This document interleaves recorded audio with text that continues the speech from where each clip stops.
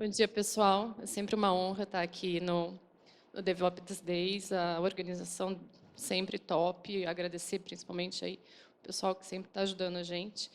E aí, hoje eu estou aqui para falar um pouquinho para vocês aí do meu trabalho, da minha jornada com qualidade, como eu cheguei em qualidade, e aí entender o que a qualidade pode ajudar também aí no DevOps, tá? Como que ela está inserida e como que eu comecei, né, a entender qualidade e DevOps durante a minha jornada de trabalho. Para isso, assim, eu gostaria de voltar e contar uma história que aconteceu comigo e hoje eu olho para ela e falo assim, nossa, tudo a ver com qualidade, né? Teve uma vez que eu fui a um parque de diversões e era lançamento de um brinquedo e aquelas filas de 2, 3 horas, né? E aí eu fui brincar e muito legal, tal. Chegou no final, eu consegui quebrar o brinquedo. E aí eu morrendo de medo na hora que eu saio do brinquedo, né? Eu falei assim, poxa, eu quebrei o brinquedo, vocês não estão entendendo. Eu fiquei 3 horas na fila, mas ao mesmo tempo aquele medo, falei assim, nossa, eles vão me cobrar alguma coisa aqui, eu fiz alguma coisa errada, e eu estou num país que não é o meu, eu vou ser processada, eu não sei o que vai acontecer comigo. E cheguei, era um brinquedo de tirinhos, assim, né? Eu cheguei com um pedaço do brinquedo, saindo do brinquedo na fila. E olhei para a mulher, ela olhou para mim, nossa, a gente testou isso aqui exaustivamente. E a gente não conseguiu que isso acontecesse. Todos os nossos profissionais do parque ficaram testando e não conseguiram. Aí eu olhei para ela e falei assim, daí a minha pergunta era quase assim, agora eu vou presa, eu vou ser processada, o que vai acontecer comigo? Ela, não, você vai no brinquedo de novo e você vai ganhar um prêmio no final. Uh, que alívio, né? E hoje, trabalhando com qualidade, eu me remeto a esse momento assim que foi interessante na minha vida e falo assim, nossa, quão importante já era para eles a qualidade e quão importante já era entregar para aquelas pessoas que tinham pago a entrada de um parque, tinham chegado naquele momento, ficado 3 horas na fila e, no final, ela ter uma decepção de que o brinquedo estava quebrado. Para mim, como uma simples usuária, foi um medo de, né, vou presa, vou ser processada, sei lá o que vai acontecer, nunca mais volto para minha casa. E para eles, já naquele momento, já era importante estar entregando um valor para mim. E aí eles fizeram com que eu não saísse com uma visão ruim de lá, tá? E aí hoje eu entendo tudo isso. Assim, é claro que trabalhar com qualidade é minha paixão hoje, mas a gente olha, a gente começa a ficar crítica para várias coisas. Então eu gosto de trazer assim, contar um pouco, né, dessa história e mostrar para vocês como que começou, né, a minha paixão aí por qualidade. E aí realmente um pouquinho, né, de quem que é a Mônica. Eu tenho 20 anos de dev aí, eu trabalhei com bastante tempo com desenvolvimento.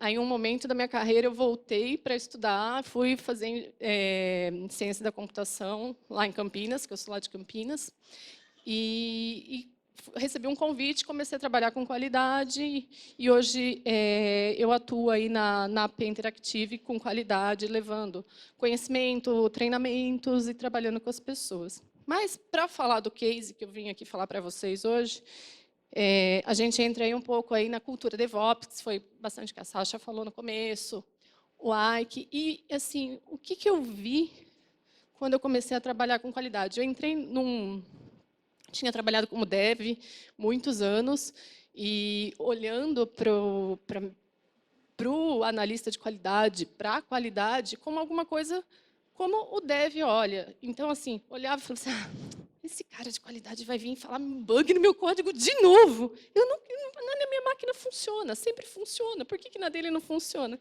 Então, toda vez que eu pensava isso, tinha alguém de qualidade tentando mostrar para mim que na sua máquina funciona porque você criou todo o ambiente, demorou um tempão para que isso funcionasse. Mas do seu cliente final pode não funcionar. Do mesmo jeito que a moça lá do parque falou para mim que, poxa, nós testamos isso exaustivamente e não conseguimos quebrar. Então, aí eu fui convidada, né, para trabalhar com qualidade, e eu caí num mundo que era totalmente diferente do que eu estava acostumada, e aí eu falei assim, como que a gente resolve isso?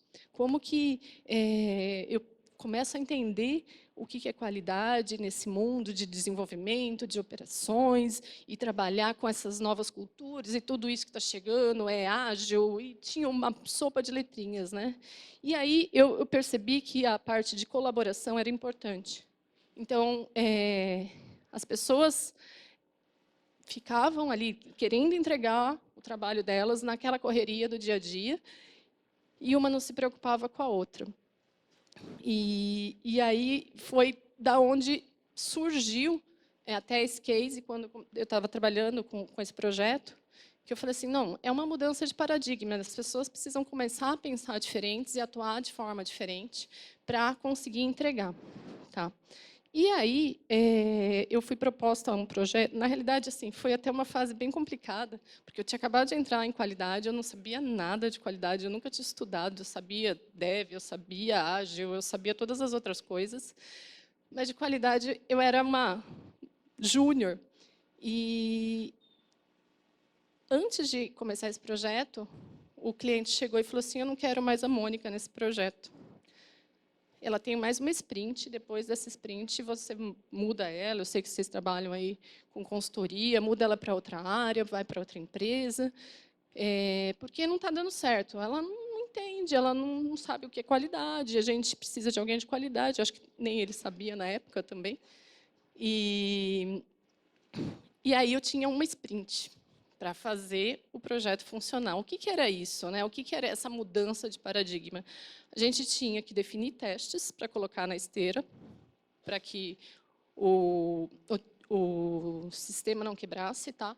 Era um sistema, era um produto, tipo um WhatsApp, vamos falar assim, que era um WhatsApp, que tinham 30 times trabalhando, sendo que algumas squads, alguns times estavam na Califórnia, outros na Índia e o resto aqui no Brasil.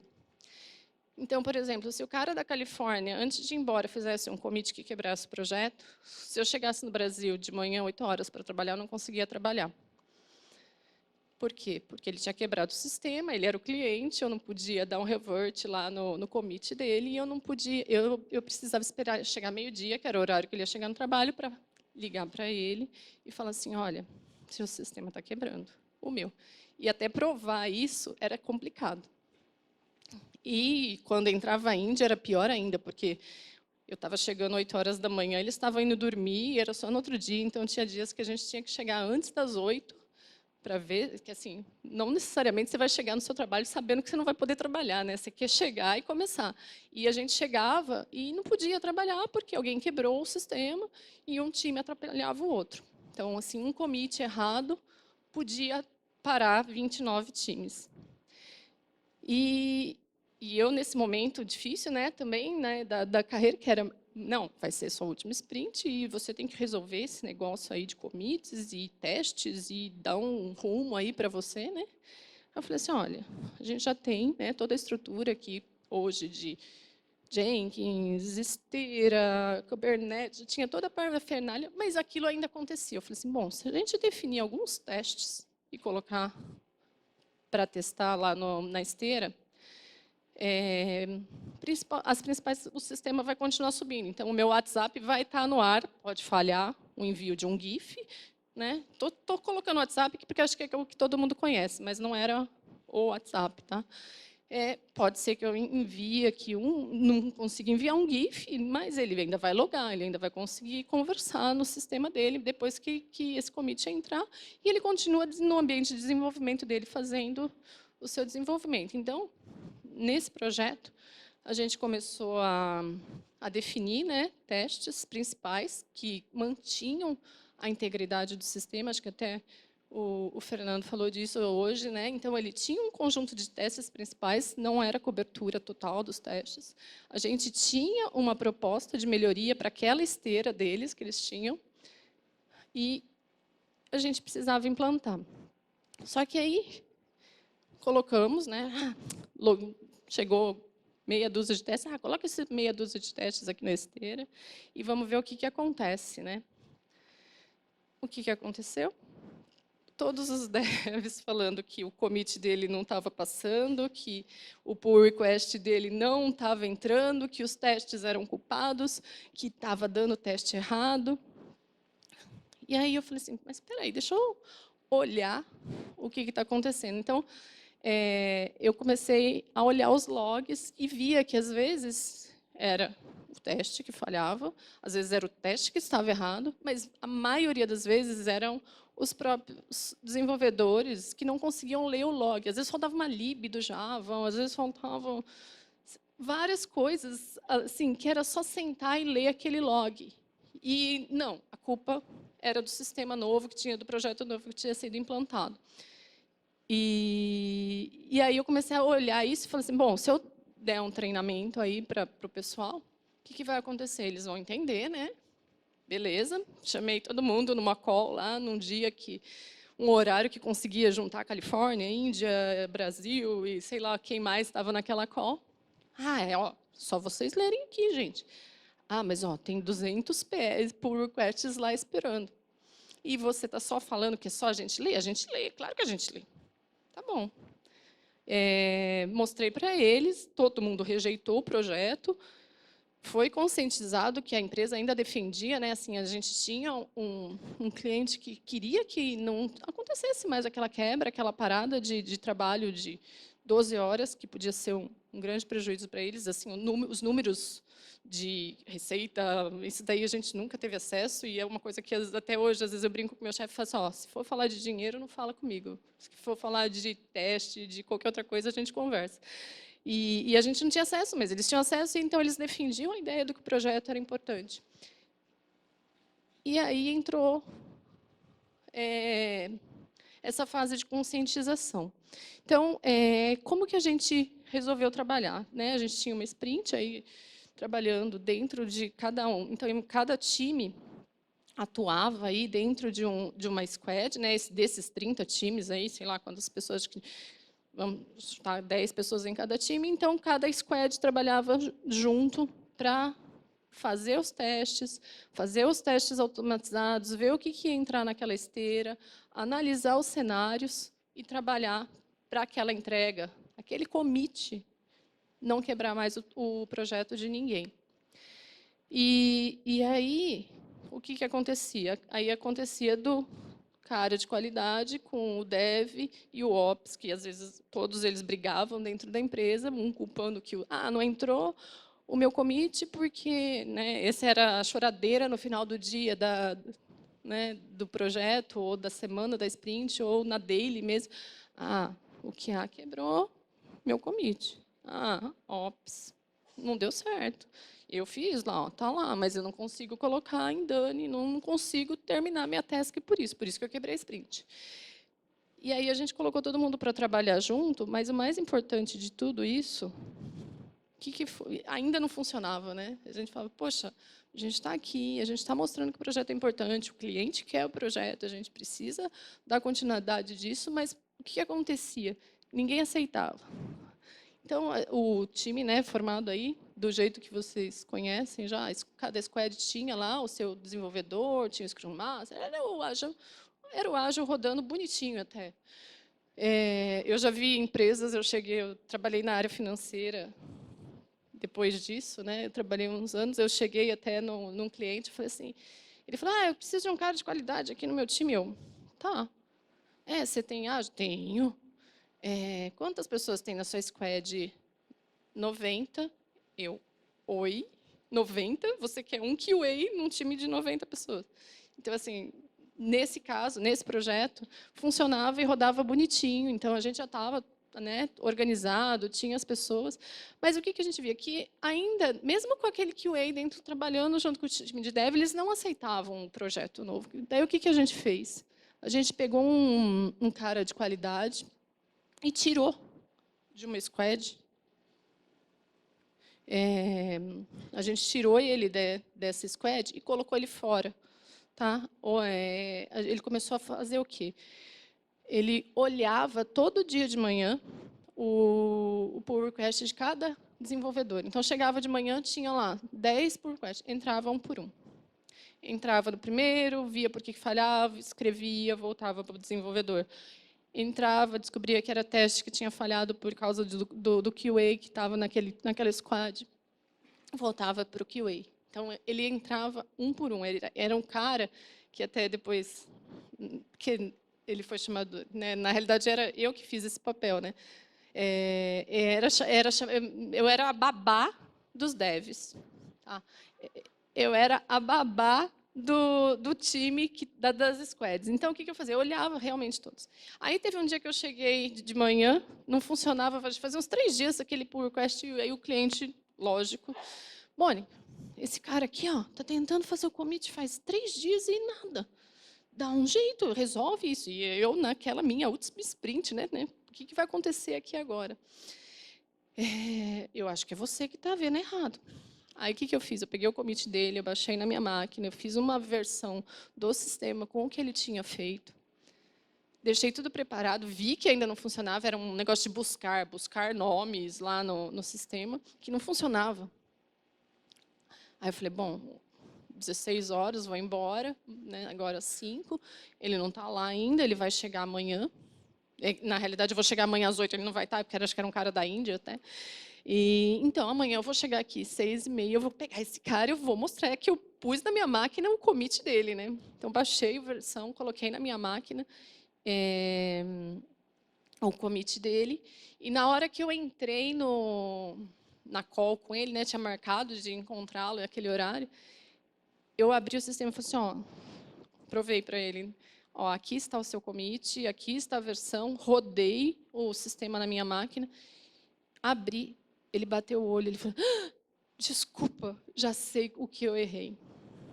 Então, assim, era uma conscientização, era entender que a gente erra, do mesmo jeito lá né, no parque que eu fui, todo mundo testou e era impossível do negócio quebrar.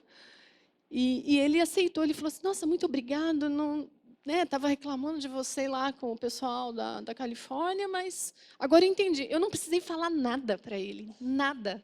A hora que eu subi o sistema com o commit dele, ele bateu o olho e falou, já sei onde está o erro.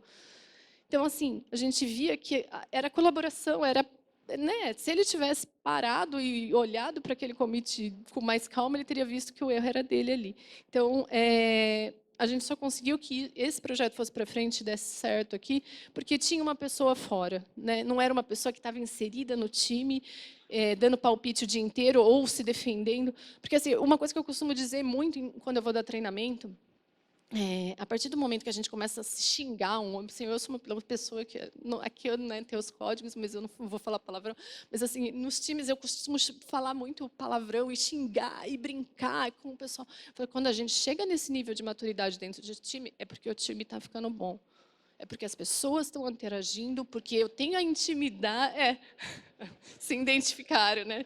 Porque eu tenho a intimidade de falar para ele, vai passear, né? Para não falar o palavrão. E ele não. E tudo bem no final do dia. Eu vou no bar, eu vou beber com ele e vai estar tudo tranquilo, não vai ter problema. Porque eu sei que, naquele momento do projeto, ele estava nervoso e eu sei o quanto aquilo é importante para ele fazer funcionar. E lá fora do meu ambiente de trabalho, aquilo não vai mais acontecer. E se acontecer, é porque ele é meu amigo, então tranquilo. Então, isso é uma coisa que eu costumo falar.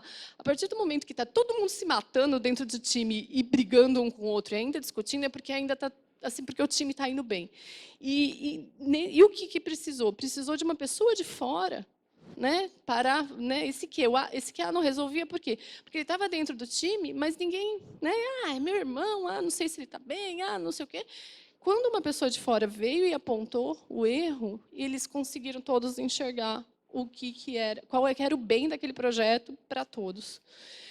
E aí o que aconteceu? Todo mundo começou a analisar o seu pull request, né? Depois desse dia, desse caso, todo mundo ficou sabendo, né? Porque o cara reclamou com o chefe, e na hora que ele viu que era um erro, ele sabia qual era o erro, ele mesmo falou para todo mundo, não, agora eu sei, tal, não foi do projeto que instalaram, não. Então, todo mundo começou a olhar mais, todo mundo começou a entender os logs, porque aquele cara tinha ajudado ele, né, a olhar os logs ali dele.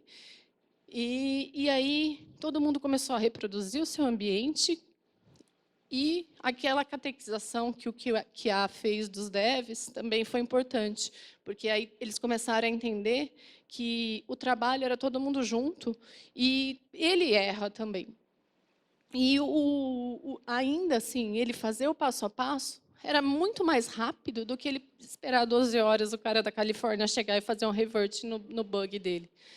Então, assim, esperar 1 hora para os testes, né, que tinham sido solucionados lá no começo do projeto, rodar o meu commit, a fazer o meu merge, entrar no sistema, era mais rápido do que esperar 12 horas o cara da Califórnia acordar, ou então esperar 24 horas para acordar às 5 da manhã e pedir para o cara da Índia fazer o revert ou pedir para ele o erro que ele estava tendo. E aí foi super legal, né? Então, depois disso, foi como todo americano, o meu chefe chegou e falou: good job, não sei o quê. Teve um evento lá, a gente comemorou. E claro que eu continuei com o emprego, né? Depois dessa, não, eles deixaram eu continuar. Aqui eu trouxe um pouquinho aí do qual que eram os passos, né, que a gente fazia, né, dessa catequização. Então, desde a abertura do pull request, a revisão dos códigos, como que ele atuava. Acho que ficou um pouquinho ruim de ver a imagem aí. Ficou clarinha, mas assim era o básico, tá? Então, desde a abertura do pull request, o que a babá lá, né, dos QAs, ela olhava todos esses passos até chegar no auto merge e o time não se preocupar mais que ele ia quebrar o amigo que ia chegar depois do almoço. Então ele podia ir embora tranquilo, ele podia almoçar tranquilo, sabendo que o commit dele não tinha quebrado os outros 29 projetos. E aí foi um resultado bem legal, né, como eu já tinha falado, e não tinha mais time parado. Feito isso, feliz da vida eu estava, né, já tinha meu emprego, falei, agora eu vou fazer o quê? Eu vou colocar todos os testes que eu consegui dentro desse sistema. No total, esse auto-merge aí que eu mostrei para vocês ali naquele fluxo, ele demorava 1 hora. Então, legal, né? Eu falei, se eu colocar mais de 100 testes que eu tinha colocado naquela esteira, que já tinha eliminado muito erro, muito problema com o pull request, muitos bugs. Eu falei, agora se eu colocar mais 100 testes, né? Não, acho que tinha 100, eu falei, vou colocar mais uns 140 testes, né? E então ia dar 240, eu vou aumentar 5 minutos dessa 1 hora, tranquilo, né? Fui toda poderosa, fiquei acho que 3 sprints estabilizando o teste, inserindo lá na esteira, né? Até que chegou o dia de eu fazer o commit daqueles outros testes para ir já para esse projeto do PR Builder, que a gente chamava ele na ocasião, né? Aí eu fiz o commit, não deu 1 hora, me ligaram. Mônica, eu falei, o que é esse monte de teste a mais que está aqui acabando com o nosso auto-merge? Está demorando demais. 1 hora, agora está demorando 1 hora e 15, não pode. Está demorando 1 hora e 15. O que aconteceu? Quem deixou você? Eu falei assim, eu passei 3 sprints estabilizando testes, eu mostrei para vocês que eles estavam bem, que tinha uma boa cobertura, que era melhor para o sistema, e agora 15 minutos vai fazer diferença? Não, não quero. Pode tirar. Então, aí foi a frustração que eu tive que fazer o revert, né, desses a mais. E aí depois eu fui entender que, assim, ok, eram 15 minutos a mais, mas eram 15 minutos a mais para muita gente, que podia afetar muita gente, e que, do jeito que estava, ainda davam alguns bugs, não era uma cobertura de testes legal, mas era o suficiente e eles não queriam esperar mais. Então, foi nesse momento aí que a gente fez o revert, né, desse commit. Então, assim, a gente começou num caso que tinha problema, a gente conseguiu mostrar um sucesso, e aí quando a gente tentou inserir uma nova variável de novo, não foi aceita. Acho que, assim, vale como lição aprendida. Assim, eu, na época, fiquei super frustrada, né? Eu falei assim, não acredito, eu passei um mês falando para ele que eu estava fazendo isso, e agora ele vem falar que não é para eu fazer isso. Mas foi muito importante toda essa história, conhecer todo mundo, conhecer os devs, mostrar para eles como que a gente tinha que estar trabalhando. Então, foi bem legal. Acho que aí só tem algumas fotinhos, né? Principalmente a do DevOps Fortaleza, que estava todo mundo lá. E é isso. Acho que se vocês tiverem alguma dúvida.